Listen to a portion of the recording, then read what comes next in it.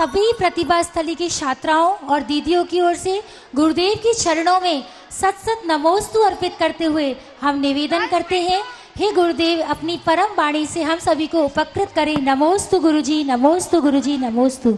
66 दिन पहले ही केवल ज्ञान की उत्पत्ति हुई थी, परंतु उनकी दिव्य देशना आज हुई थी। 66 दिन के बाद किसके अंतराय के कारण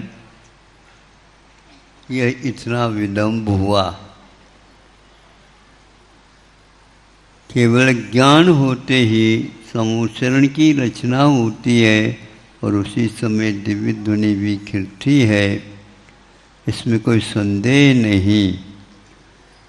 तीर्थंकर भगवान 13वें गुणस्थान में पहुंच जाते हैं, संयोग केवली माने जाते हैं और केवल ज्ञान से उन्हें अपने आप के जीवन को अनुभूत करने का अवसर मिला। किंतु तीर्थंकर प्रकृति के उदय न होने के उपरांत भी दिव्य ध्वनि नहीं खिली। थोड़ा सा सोचा है, तीर्थंकर प्रकृति के बिना दिव्य ध्वनि खिलती नहीं। सामान्य कोई भी व्यक्ति को दिव्य ध्वनि का अतिशय प्राप्त नहीं होता। केवल ज्ञान प्राप्त भले हो, ज़्यादा ज़्यादा गंधकुटी का निर्माण होता है और उपदेश आदि दे सकते हैं, लेकिन दिव्य ध्वनि के माध्यम से उपदेश उपलब्ध होता है मात्र तीर्थंकरों से ही। ये तीर्थंकर तो थे, किंतु इन्हें वह दिव्य ध्वनि क्यों नहीं खिली इनकी, पूछा जाता है। लगता है तीर्थंकर प्रकृति में भी कुछ जघन्य, मध्यम, उत्कृष्ट इत्यादि का भेद हो सकता है।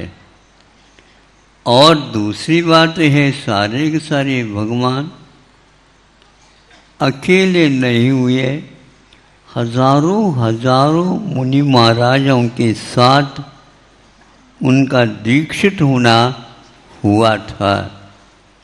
किंतु अंतिम तीर्थंकर ही ऐसे हैं, उनके साथ कोई भी मुनि महाराज बने ही नहीं।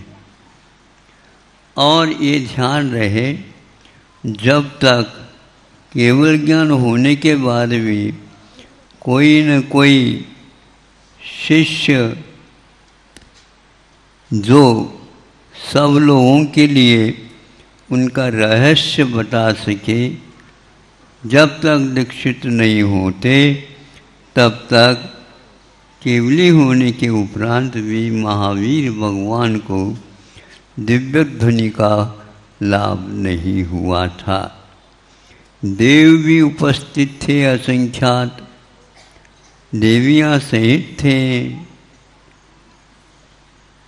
चारों प्रकार के निकाय देव भी आए थे, तिरिंच भी आए थे, मनुष्य भी अपने अपने कोठी में विराजमान हुए थे, लेकिन गणधर परमेष्टि के सिंहासन पर कोई भी नहीं थे और उसकी पूर्ति 66 दिन के बाद हुई।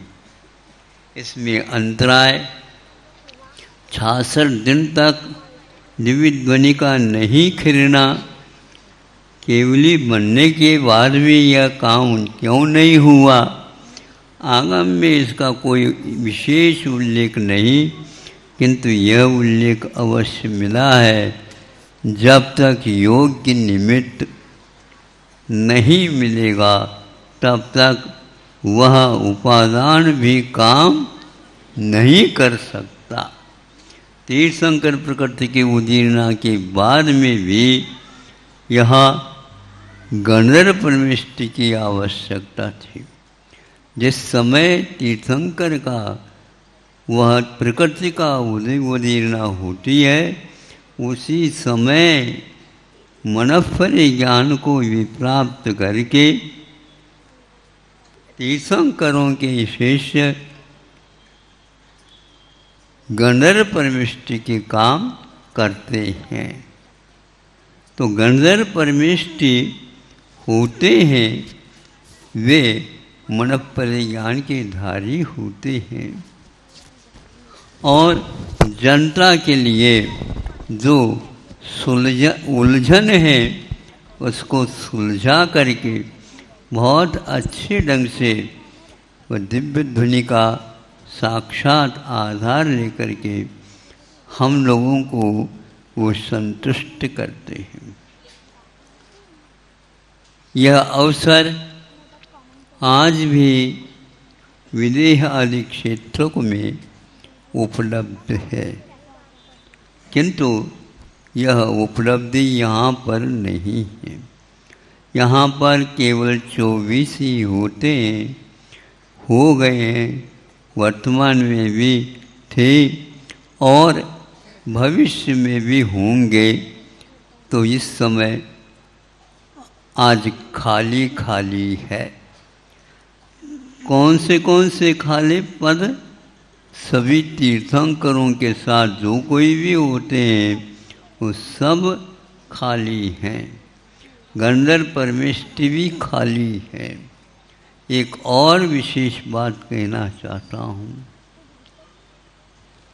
उत्कृष्ट श्रावक जो एक प्रकार से 60,000 प्रश्न करने वाले, उसके उत्तर देने वाले सैनिक महावीर भगवान के लिए तो सैनिक थे। ये होते हुए भी, सौधर्म इंद्र भी होते हुए भी, सब कुछ होते हुए तीर्थंकर के लिए एक गंधर्व परमेष्टि की कम से कम आवश्यकता है। वह गंधर्व परमेष्टि अभी नहीं आ रहे हैं तो तब तक धन और ऋण दोनों मिलने से विज्ञान ने विद्युत का, करंट का उद्भव माना है। और इसी प्रकार दिव्य ध्वनि के खिरने में इंद्रभूति मनफल ज्ञान के धनी गंधर्व गौतम गंधर्व जब तक नहीं आए तब तक करंट का उत्पन्न होना संभव नहीं हुआ, ऐसा हमारा विचार है। महाराज फिर तीर्थंकर पद का क्या मतलब होता तो है, उन्हीं में तीर्थंकर पद है, उन्हीं में सब कुछ है, लेकिन जब तक गंधर्व परमेष्टि नहीं रहेंगे तब तक उसका विस्तारीकरण अथवा समोसरण को समझाने का कार्य उनके बिना नहीं हो सकता। बड़े बड़े जब लेखक काम करते हैं किंतु उसके ऊपर टिप्पणी आदि लिख करके उसके विस्तार करके खोल करके बताया जाता है। बहुत अच्छी बात यहाँ पर कही गई है। वह गंधर्व परमेष्टि के पास कितना मतलब कितनी शक्ति रहती है ये इससे ज्ञात हो जाता है। ऋण और धन एक बाल मात्र का भी यदि अंतर रहता है तो उसमें इस प्रकार का प्रकाश का आलोक का विस्तार नहीं हो सकता। इसी प्रकार सभी कुछ होने के उपरांत भी तीर्थंकर प्रकृति के उदीर्णा होने के बाद में भी वह कार्य नहीं हुआ। इसके लिए एक विशेषण मूलाचार में दिया है। वह भी इंद्रभूति जब तक यथाजात नहीं होगा तब तक यह कार्य नहीं होगा। यथाजात शब्द बहुत ही गंभीर है और वह साक्षात तीर्थंकरों के साथ मेल करने वाला है। गंधर्व परमेष्ठ को दीक्षित होने के बाद में ही वह पद उत्पन्न होता है ने विकसित होता है। उसके बाद ही वे बोल सकते हैं अथवा विस्तार कर सकते हैं। यह भी एक पद होता है, ये सामान्य और किसी को भी नहीं हो सकता। हर एक मनःपरिज्ञानी को यह पद नहीं मिलता जो गंधर्व परमेष्ठ को गौतम स्वामी को प्राप्त हुआ था। इसलिए तीर्थंकर प्रकृति की उदीरना भी उतने काल के लिए मौन ही रहना पड़ा। अनेक प्रकार के तीर्थंकर प्रकृति के तारतम्य भी हो सकते हैं, इससे ध्वनि निकल सकती है, निकालने वाला चाहिए। तो ग्रंथों में क्यों नहीं आया? इतना तो आया ही है। गंधर्व परमेष्ठ के बिना उदीरना के बाद भी उनको 66 दिन तक इसका लाभ नहीं हुआ। सभी खचाखच समोचन भरा हुआ है। किसी ने कहा हुआ और कोई भी आवश्यकता है तो आ जाएंगे, हम तो सारे सारे भरे हुए हैं। अरे तुम्हारे से कुछ काम नहीं होने वाला है। देव बैठे हैं, देवों के लिए दे दो। देव तो असयमी हैं, सुन करके यूं ही चले जाएंगे जैसे भीड़ चली जाती। कोई भी उसमें मुनि नहीं बन सकता है तब तक वह समूह शरण में दिव्य धुनी नहीं खिलेगी।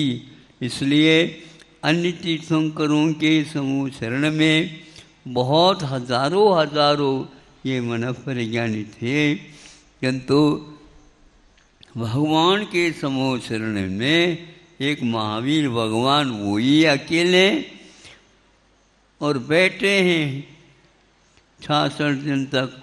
और आप लोग 66 दिन का अर्थ क्या होता है? आधा चातुर्मास से समाप्त हो जाता है। इतनी दीर्घ प्रतीक्षा महावीर भगवान भी कर रहे थे क्या प्रतीक्षा? जिस प्रकार दुकानदार सब कुछ करता है और दुकान को सजाता रहता है, बहुत अच्छे ढंग से सजाता है, सभी माल इसमें मिलेगा।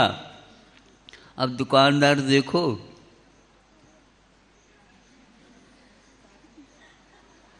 दोनों तरफ अपनी दुकान से आजू बाजू देखता रहता है। दूर भी कोई आ गया है, ये ग्राहक आ तो रहा है। ऐसे ही भले कहते नहीं होंगे, लेकिन 66 दिन तक की परीक्षा बहुत लंबी होती है और तीर्थंकर को भी बैठना पड़ा। और ग्राहक आया तब ऐसा लगा एक बहुत बड़ा चमत्कार हो गया।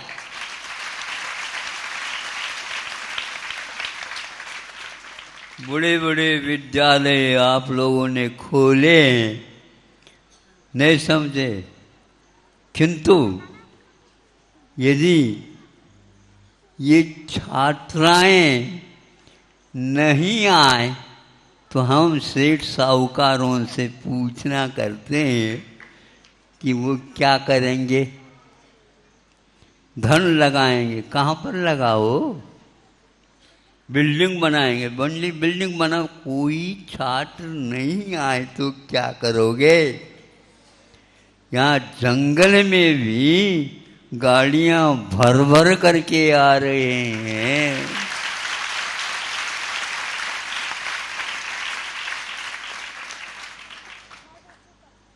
हम गए तो थे वहाँ पर दर्शन देने के लिए, फिर एक मांग करने लगेंगे।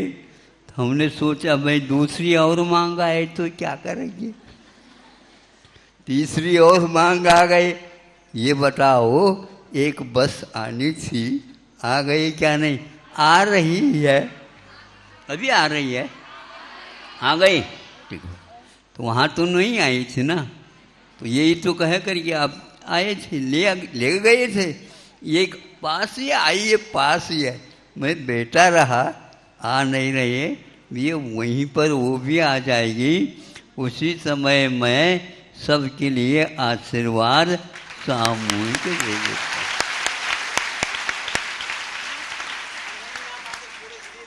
हाँ, तो बिल्कुल एक भी यदि मान लो छात्र रुक जाता है या एक भी प्रतिष्ठा मतलब प्रतिभाशाली नहीं आती है, तब तक तो आपको कहना ही पड़ेगा कि भैया प्रतीक्षा करो।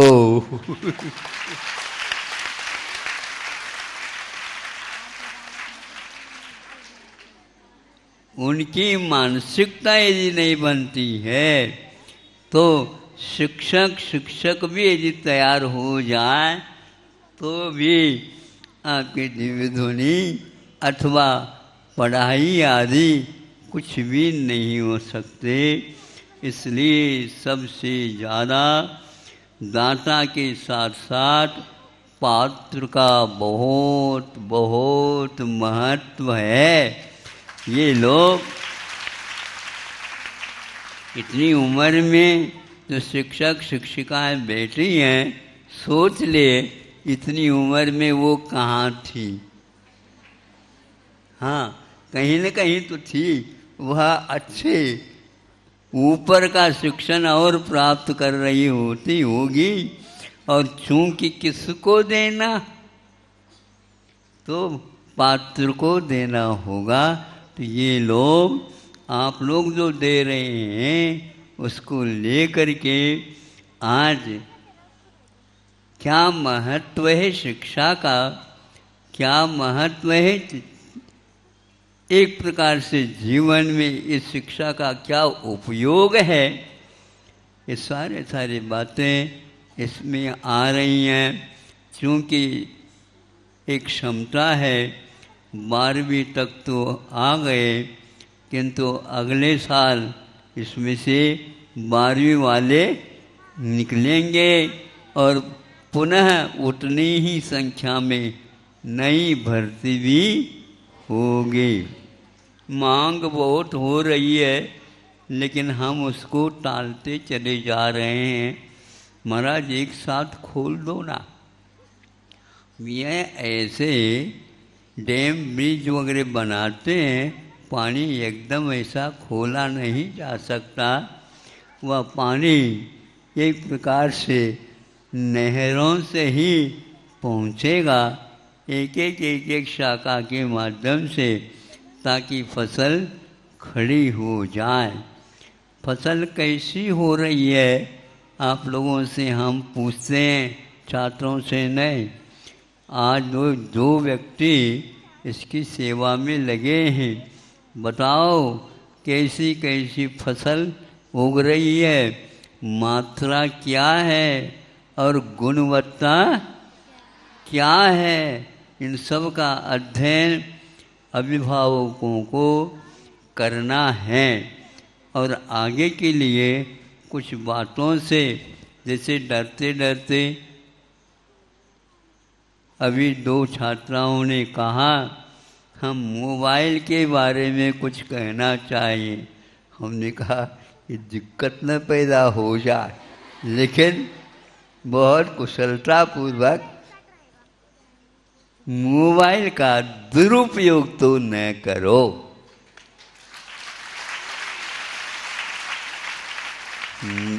मोबाइल का दुरुपयोग तो नहीं करेंगे तो अवश्य ही अनेक संस्कारों के साथ यहाँ पर और छात्र आ सकते हैं और व्यवस्थापक थक सकते हैं। कहाँ कहाँ तक करना होता चला जाएगा। क्योंकि दान दाता हैं तो अवश्य ही अपनी संपदा का सही सही उपयोग करना चाहेंगे। यथा जात यह शब्द समूह शरण के लिए भी लागू हो गया और यथा जात का अर्थ शिशु या बालक होता है। वह बालक जैसा उत्पन्न हुआ है वैसा ही बाहर भीतर दोनों तरफ से राग द्वेष मोह मद मत्सर कषाय इनसे रहित होकर के ब्रह्मचर्य व्रत पालन करके छात्र और छात्राएं इस प्रकार के विद्यालयों में भर्ती होते हैं। फिर कुछ समय के बाद वे अपने घर भी नहीं जाना चाहते हैं। ऐसे भी छात्राओं का प्रबंध करना पड़ता है। हम घर नहीं जाएंगे, घर वाले आएंगे तो हमें देख करके चले जाएंगे, ऐसे उत्तर भी देते हैं। ये इसलिए कि भीतर से वे सारे के सारे निर्दोष हो करके ही विद्या का अध्ययन कर रहे हैं। ऐसे ही विद्यालय भारत में होंगे, पहले संख्या लाखों में थी, अब वहाँ तक आप लोगों को दौड़ लगाना है। लगाएंगे? तैयार कर लो, तैयारी कर लो और अच्छे ढंग से वहाँ तक दौड़ हो जाए ताकि पूर्व भारत में कैसे विद्यालयों की परंपरा चलती थी वह पुनः देखने का हमें अवसर प्राप्त होगा। इतना ही कह करके यथाजात का अर्थ बालक भी होता, बालक ही होता है। माँ के सामने वह ज्यों का त्यों अपने हृदय को रखता है। उसी प्रकार आप लोगों को विषयों से कषायों से बचा करके यहाँ पर जो व्यवस्था है उस व्यवस्था में ही संतोष करके आगे और कदम उठाना है ताकि सब लोगों को इस प्रकार की शिक्षा का लाभ मिल सके। समय बहुत कम था, फिर भी आप लोग पहले समय ले लेते हैं, जो कुछ बचा कुचा रख देते हैं उसमें अपना निर्वाह करना होता है। फिर भी आज चूँकि जिन्हें शिक्षा देना है पात्र हैं, ये बहुत दूर से आए हैं और सभी एक प्रकार से प्रफुल्लित है। कह रहे थे 20 घंटे लगे महाराज वहाँ से यहाँ तक आने के लिए। ठीक है, आप लोगों की यह भी व्यवस्था की जाए, स्वर्ग जाने के लिए 20 घंटे नहीं लगेंगे।